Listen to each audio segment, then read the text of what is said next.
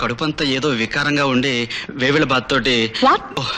వేవిళ్ళంటే మీకు తెలియదు కాబోలు, పెళ్ళైతే తెలుస్తుందండి. మిస్టర్ దినేష్, చంపే స్థానంలో నేనున్నాను, చావుకు అందుబాటులో మీరున్నారు. డబ్బు లేక దరిద్రులైన వాళ్ళని చూసి జాలి పడచ్చు గాని ఒక సంస్కారం లేని దరిద్రుని క్షమించలేము. ఇదిగో పాండరంగరా, no call me Pond, James Pond. కొత్త చెప్పులు కూడా తెగిపోతున్నాయి అన్నమాట.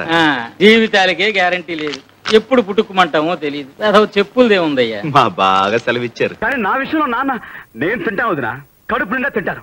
ఎందుకు మానేయాలి భోజనం?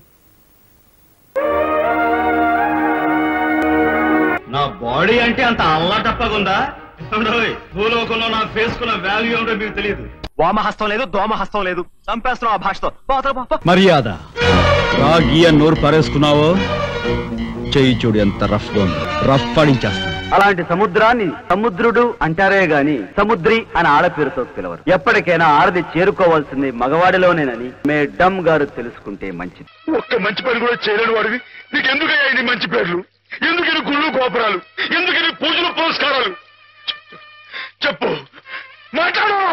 న్యాయం కోసం పోరాడుతుంటే మీ పోలీసు ఇచ్చిన బహుమతి ఈ ఇంద్రసేన రెడ్డి.